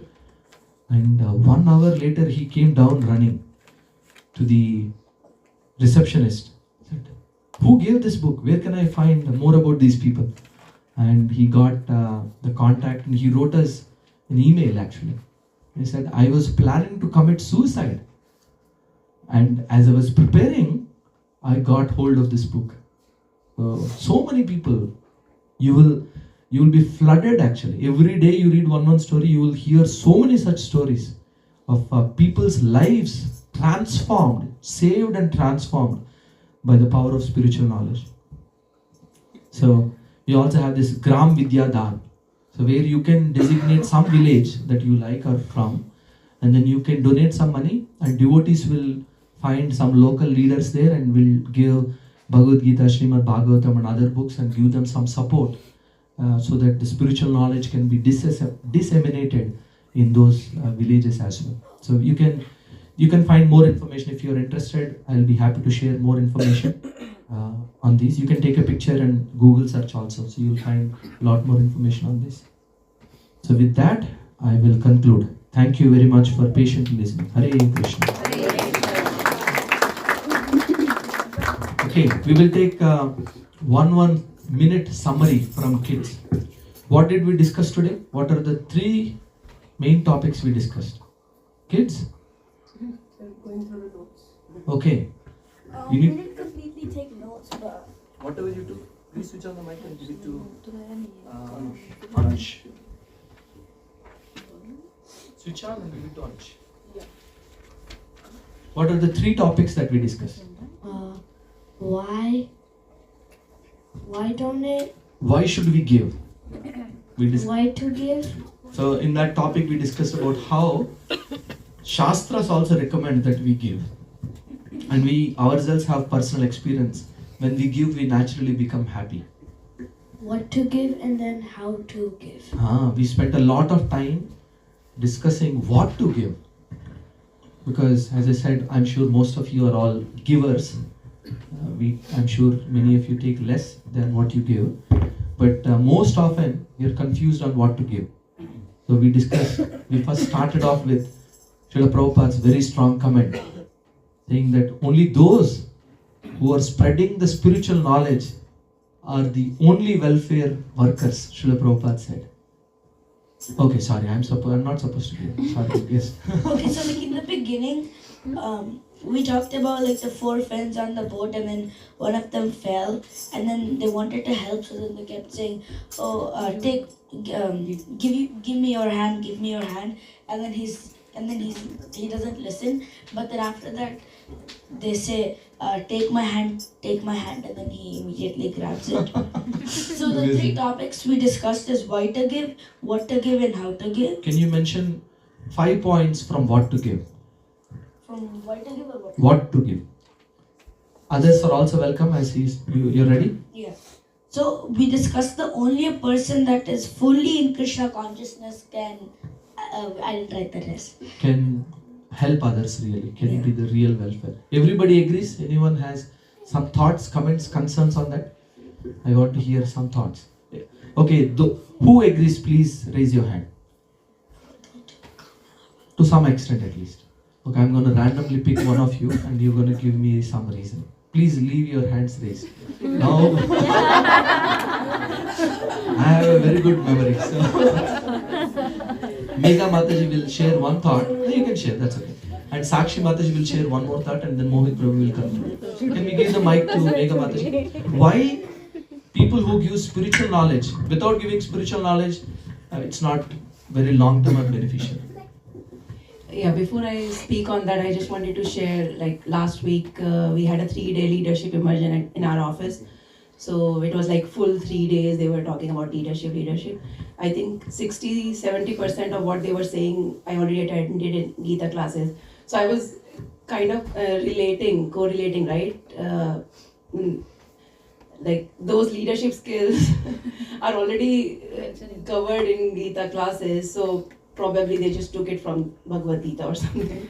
But like those 4 quadrants that you shared earlier, I think in time management and couple of other things, I could really relate to it. So amazing. You're able to see Krishna in office trainings also. That's good. So your question was how spiritual. What to give? By spiritual, without giving spiritual knowledge, other social service not beneficial. One thought, any single thought is okay. Because I think spirituality really cleans the person's heart from inside, not just outside, and the person feels happy or motivated, and overall, good from inside, not just outside. So Very beautiful. Thank you. Well, I think what I feel is complete spirituality, like just giving spiritual welfare will not be only enough for the soul, because soul is after all part of a body, and body also need material things, food and good environment and all. That's what ISKCON also do. ISKCON doesn't just give spiritual teachings, he also gives food, gives association, give environment even for the kids. So it's not just the spirituality, it's a combination of feeding the soul as well as the body. Very beautiful. Very nicely. Srila Prabhupada in London, he used to call gulab jamuns as ISKCON's bullets. You take gulab jamun and put it in people's mouth, and they are materially dead. Yeah, I think we covered a lot on what to give, and so primarily we should not only be just focused on the bodily concepts of giving, right? Like that is like the example you're sharing was like saving the golden jacket of the person, and while the soul is still drowning, if you just save the golden jacket, that's not helpful. We should actually work on saving the soul rather than just focusing on the body. Because body changes, like we changes the body as we change the clothes every day. That similarly, soul changes the body lifetime to lifetime. So our real goal should be how do we actually work on the overall benefit through the bring the soul near to Krishna. And then you shared very beautiful analogy which Prabhupada has mentioned about Dr. Malhotra, and where not Dr. Malhotra, Mr. Malhotra, from a businessman from Pune, who asked Srila Prabhupada that why do you only why don't you feed poor and just build temples? So Srila Prabhupada took an example of if you go and meet with Mr. Tata, and then you meet his son, and then you see him wandering in the streets with shattered clothes and all, what do? You can have different options. You can just walk away looking at him because you're busy, or you can give him temporary benefit by giving him some food or giving money so that it can be even a little bit more longer benefit. But all of these are still like, if you go food, you're serving him only for a time. If you give him money, maybe he can survive for a day, 2 day, a week or so, but still a temporary. The best treatment is to bring them back closer to their father, and to do that, you bring them home, you give them nice prasadam, give them some time to rest, and then you explain them and ask them why you are here, what happened, right? And then try to connect them back to the father. So similar analogy with the Krishna consciousness, right? When we bring the soul back to temple, and then we listed down all the different tools through which we can connect them back to Krishna, like worshipping the deities, going down to them, having Charnamrit, having prasadam, different things by chanting, and also through those their mind will come at peace, and when their mind is peaceful, that is when you can explain them more, and you can ask them that why you're here, and then they will be able to analyze and connect back to the Krishna. So that is what I should. Beautiful. Thank you so much.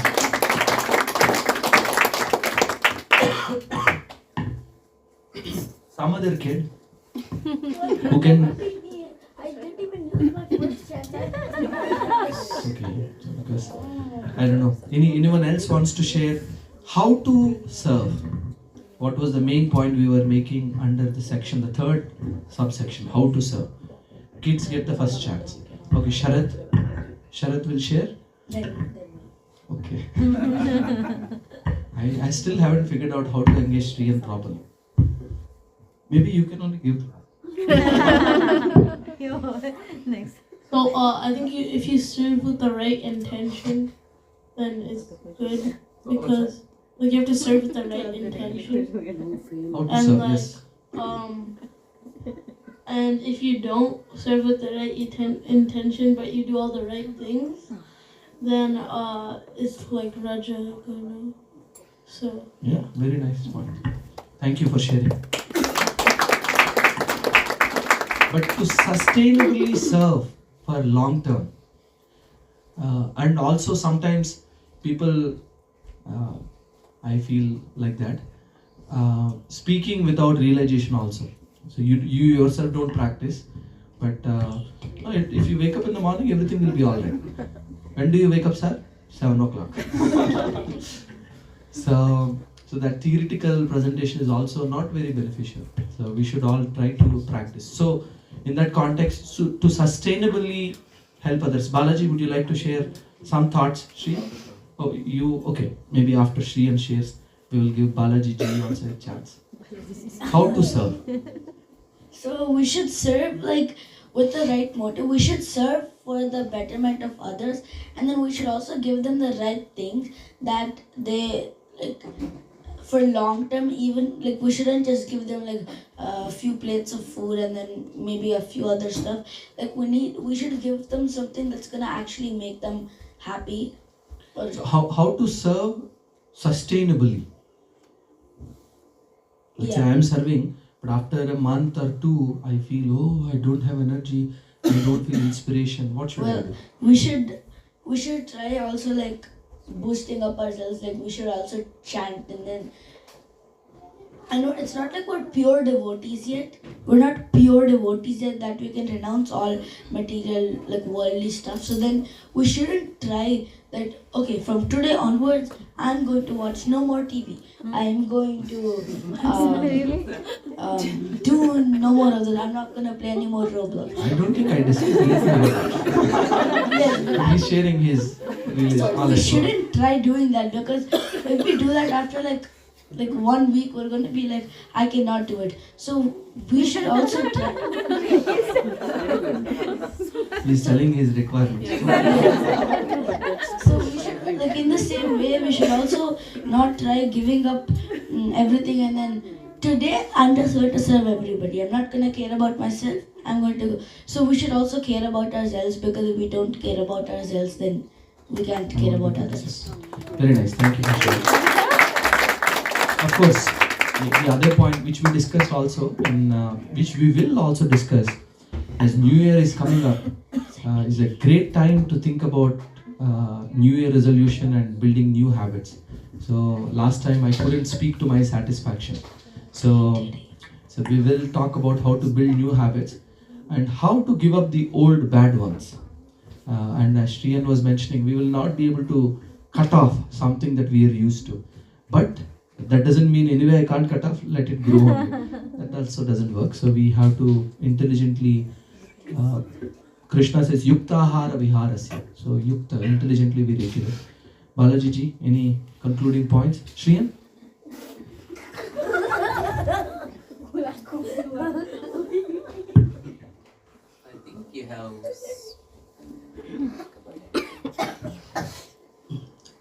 The only one I remember it's not spoken so far is like we had to make someone else also the devotee of Krishna. That's how we maintain the sustainability. Similar to the analogy you shared, right? For quitting smoking, you had to make someone else quit smoking also. So very beautiful.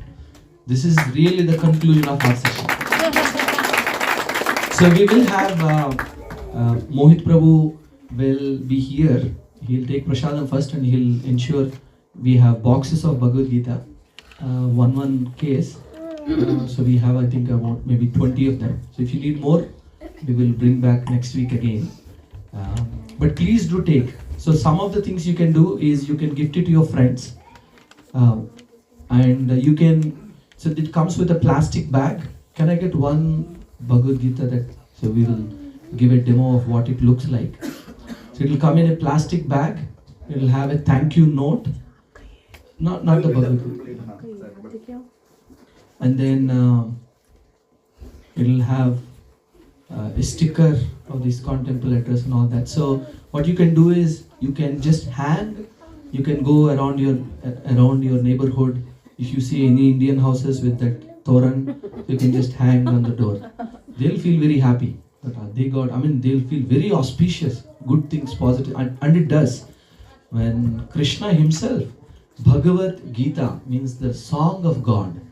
When song of God itself comes to your house, everything will naturally, over time, will become sweet. So their sentiments are good only. So people will feel very happy. Some unknown person came and gave me this, and that's a very auspicious sign. And you can gift it to your friends also. As you Christmas holiday, you just slip it in along with that.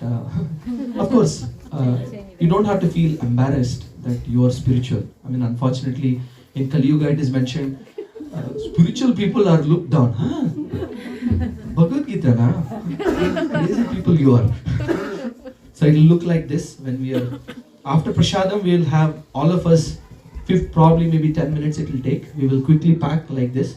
We'll put it in a cover like this. So it will have a couple of things that introduces them. So I'll just read. Thank you. This is a small gift for you. A book on yoga and meditation that shows you how to get free from stress and anxiety. The Bhagavad Gita is the compact essence of all spiritual philosophy. At the onset of a war, the warrior Arjuna asks his friend Krishna about the purpose of life, the difference between spirit and matter, and how to understand the ultimate cause of all causes.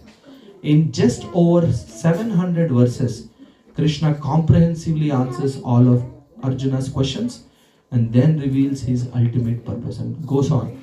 So you'll give them some trailer to start reading. So you can hang it on people's doors. You can, I remember 2 years ago or 3 years ago, we got maybe 20 or so cases of Bhagavad Gita. So we couldn't distribute. All the neighborhood was flooded. People started calling, you gave us last year also. So we got, so we had some. So then we put it in a box and Amazon, FedEx people come deliver. So Shamu Kumari made cookies. So, and we nicely packed it in a Ziploc. We put it in this. So if not for the Bhagavad Gita, but at least for cookie, and we put a note saying, please take one. So this is for free, please take one. And anytime we went to receive, so we always made it a point to give it to others. So it's a best way to give. And people are very happy to receive gifts. Nobody will complain. Especially a cookie or we were supposed to get lollipops. Sorry, because of some mismanagement, we couldn't get the lollipops. So we will order. You're welcome to take next week, but you're also welcome to order and put it in your case if you like. But somehow or the other, you may not be an active participant in giving. So we will have one more session. So this you can do. This is more of a passive distribution. You're not directly involved. You will secretly go hang on people's doors, secretly slide it under the gift bags if you like. Of course, you don't have to do it secretly. People will feel very happy that someone spiritual in their group. So they're like, oh, nice. I know. If I want to become spiritual, I'll at least know whom to talk to. They may think. But that's okay. You will at least know your friends who are inclined. And eventually you may be in a position to help them. So that's when your real friendship actually begins. So please do so. So we will have these. So one case comes in, I think maybe 16 or so Bhagavad Gita. So please take one box if possible. So we have only 20 boxes. So please don't fight. This week please only take one, and if you want more, we will give more next week again. So this is one, and because this is the time of giving. And the new year is coming up and everybody wants to have a better version of themselves.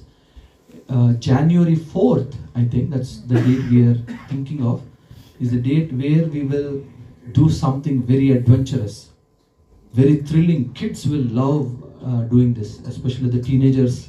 You will really appreciate them. I know many kids who are addicted to distributing books. It's such a thrilling, street smart learning experience, and all the adults will also go. We will all go out. So we will get proper training on how to distribute Bhagavad Gita. So we will talk more about that, don't worry. don't be overwhelmed. Me distributing Bhagavad Gita, what?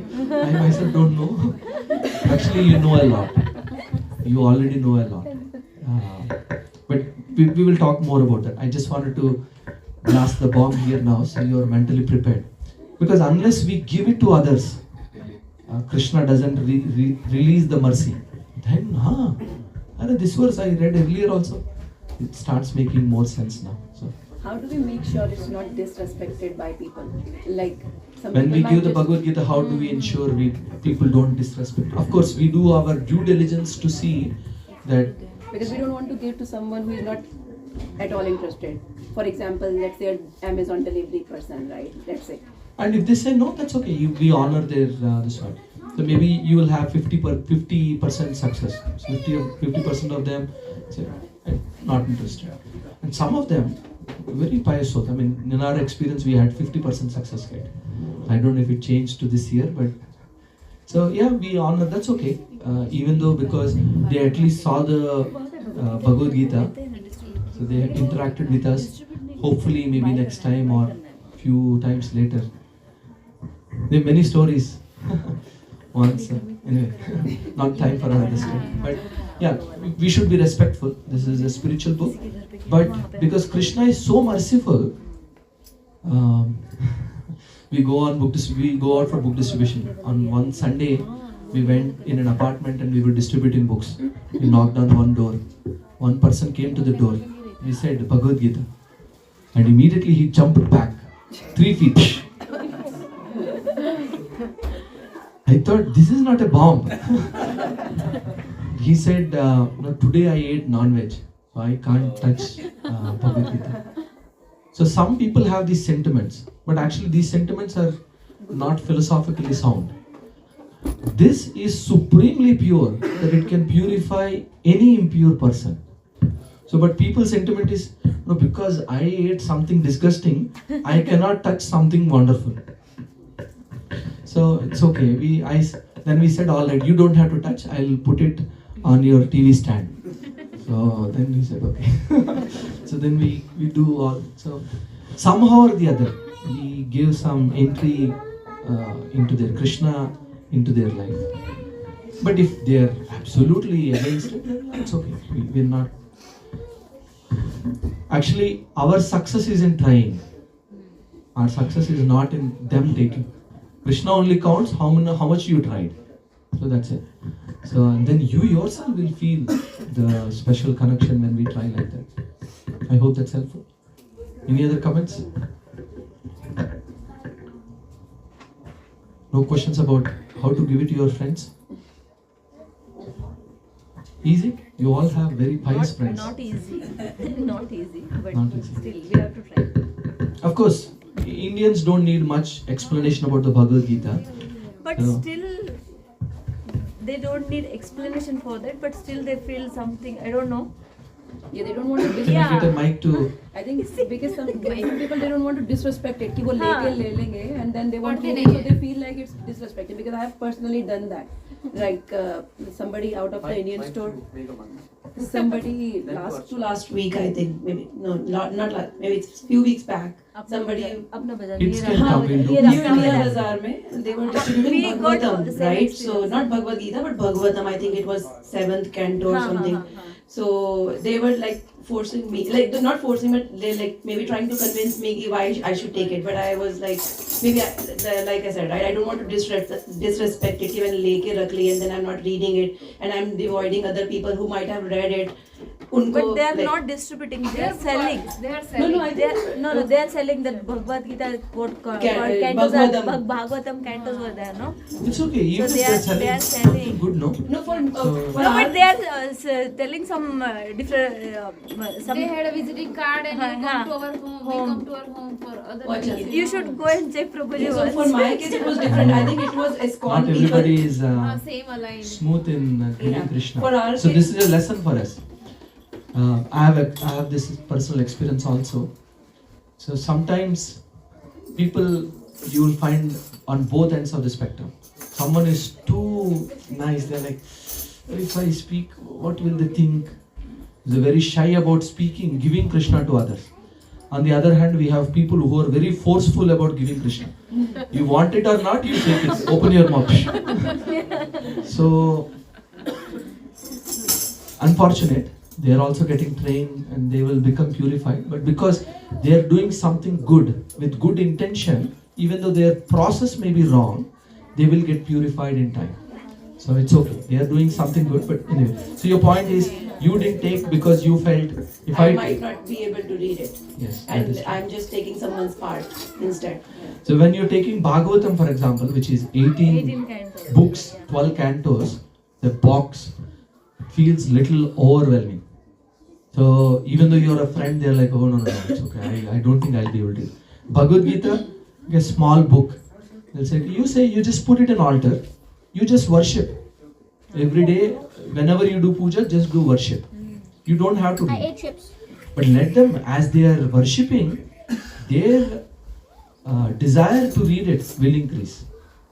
Out of sight is out of mind for modern man. Somehow or the other, we have to get these spiritual books into the hands, into the houses of people. There are many stories. Again, very short story. So this is a devotee. She had the first canto of Bhagavatam. So it's a blue book. We'll have it on. Monica Mataji will take out the first canto of Bhagavatam and model the first canto for us. That one. Yes, please show it to everybody, Mataji.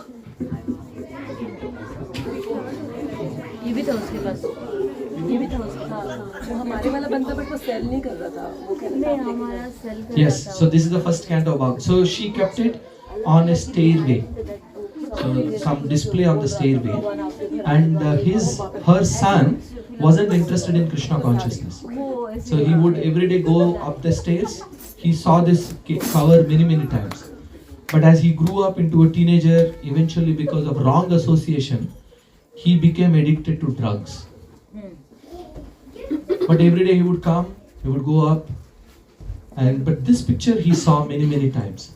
And one day he overdosed on the drugs and he went into coma. And 3 weeks later he woke up. And as soon as he woke up, his mother was of course sitting next to him. He didn't ask, Mama. He immediately asked, what is that book that's on the staircase? The mother was shocked and surprised. What is this? My son gone into coma for 3 weeks. As soon as he wakes up, this is the first thing he says. And later on, as he recovered, he shared, while he was in coma, he didn't know those was 3 weeks or whatever. All he was seeing was that cover only, book cover only. And then, after that episode, he gave up drugs. He started reading Srimad Bhagavatam and somehow he became a wonderful devotee later on. So of course we have to be intelligent in how we give. You don't force.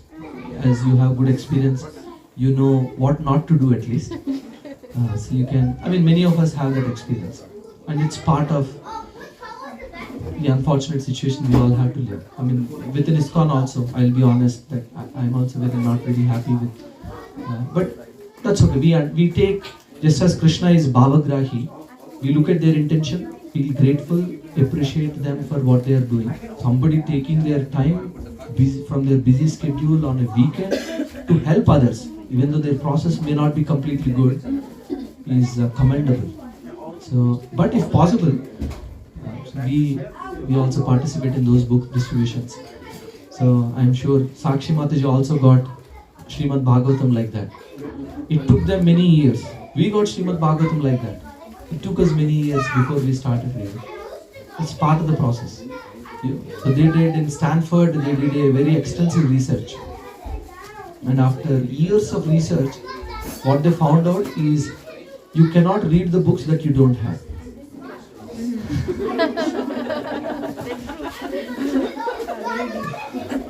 So it's good. Yeah. So it's okay. We have started, but eventually we want to graduate. Bhagavad Gita is just the ABCD of spiritual life. How long will we read only the ABCD? We want to get to the engineering, bachelor's and 10th class and all that. So that desire should be there. It's understandable if we are currently not prepared, we don't have a plan, that's okay. Krishna will make the plan for us. You give little space for Krishna in your house, and Krishna will make space for you, your schedule. Anyway, much more can be said. We will speak about Bhagavatam some other time. But for now, how to give it to others, please try to give it in a loving way. It's always, we want to leave good impression. When we are leaving people, people should feel, I want to get this book. If not now, I'll take it next time. So that's all. Be encouraging, be positive. I'm sure you heard so many things about Bhagavad Gita, how it helped you in your own life. You can share those. Those are coming with conviction and they're very powerful.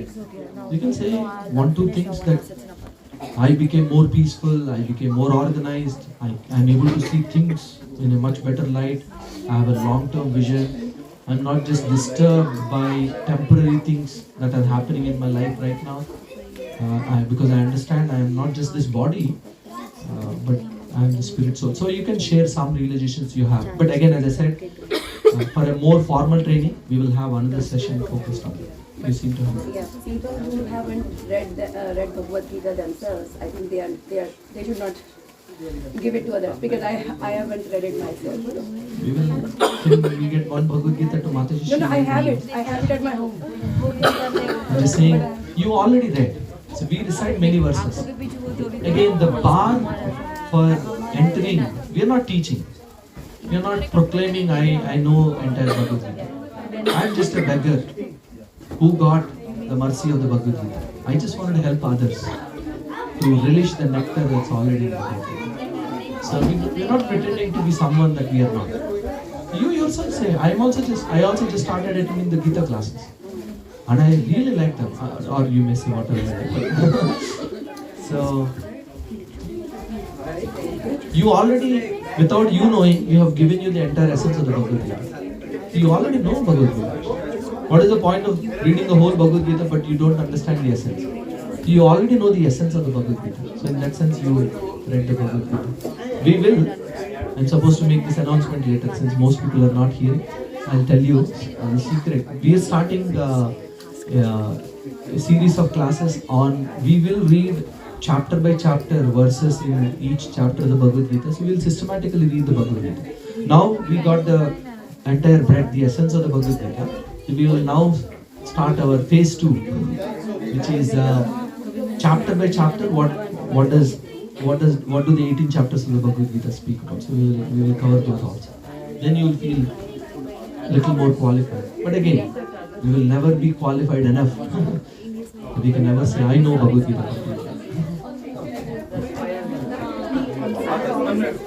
Yes, it will be the same timing, everything same. We will announce the date and the details soon.